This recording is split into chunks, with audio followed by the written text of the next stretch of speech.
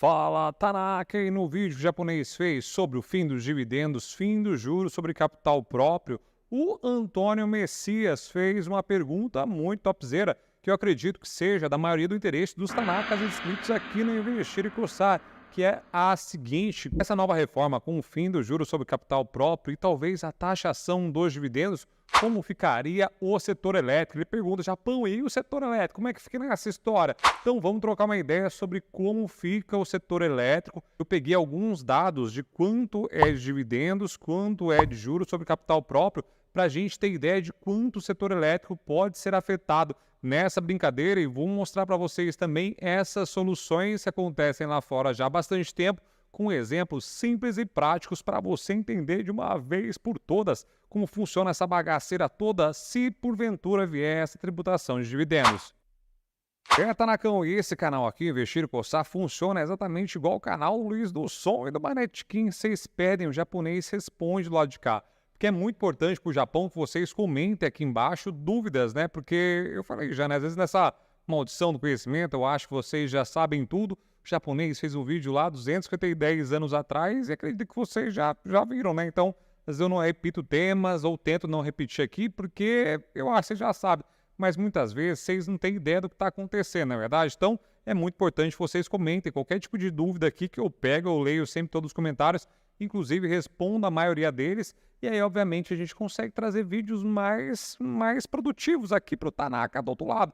E dessa vez o Antônio Messias colocou essa questão que eu acho que é dúvida de muita gente, né? Eu falei sobre os setores que podem ser afetados e vão ser principalmente o setor o quê, Brasil? O setor bancário, que vai ser mais prejudicado. O setor também de seguradoras devem ser bastante afetados com o fim do juros sobre capital próprio. Banco BTG, Banrisul, ABCB, então Jesus amado. Mas dá para falar também de Banco do Brasil, BBSE, e aí eu trouxe para vocês aqui umas tabelas comparativas, inclusive, de quanto, né, vem aqui do Banco do Brasil, por exemplo, e quanto vem das elétricas de juros sobre capital próprio. A gente vê qual é a relação entre elas. E se existe, será que as elétricas pagam juros sobre capital próprio ou só é dividendos? Então, se você não entendeu essa parte de juros sobre capital próprio, vou deixar aqui para vocês esse vídeo que eu ensino passo a passo, desenho inclusive aqui, para que vocês entendam o quão vai ser impactante essa parada do fim do juros sobre capital próprio para os bancos, por exemplo. Inclusive, vai diminuir bastante a rentabilidade de alguns deles. E aí, Tanaka, o que acontece no setor elétrico?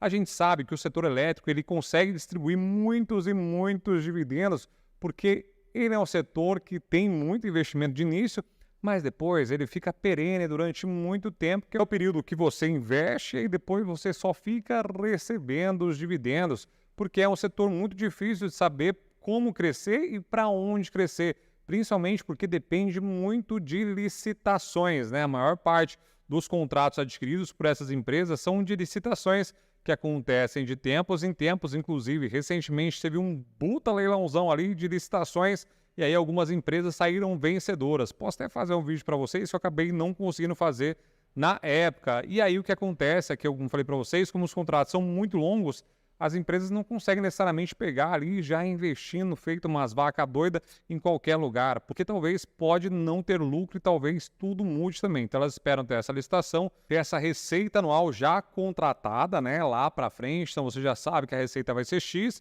e que ela vai ser corrigida pela inflação, pelo IGPM, independente do índice.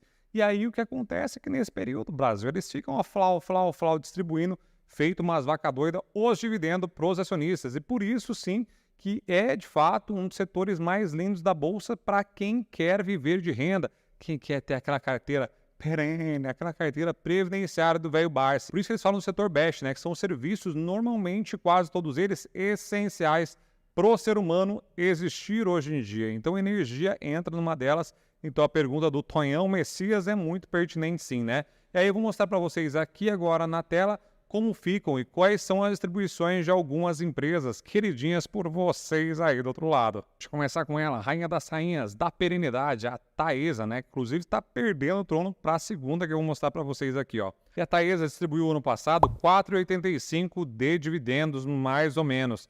Dessa distribuição, 75, quase 76% foram de dividendos e só 24% de juros sobre capital próprio. Já a Alupar, que está querendo derrubar a rainha das rainhas Taesa do trono, inclusive tem vídeo aqui no canal falando sobre esse tema, ela distribuiu 1,23, só que a distribuição inteira da Alupar é via dividendo, então ela vai ser afetada mais parcialmente por esse movimento. E a Engie, que é uma das queridinhas também de vocês, e foi recentemente mais votada como uma ação para investir na parte de dividendos pelos analistas, ela sim também tem ali, ela distribuiu R$ 2,98, quase R$ 3, e desses 92,98, 91% foi via dividendos e só 8,19% foi de juros sobre capital próprio.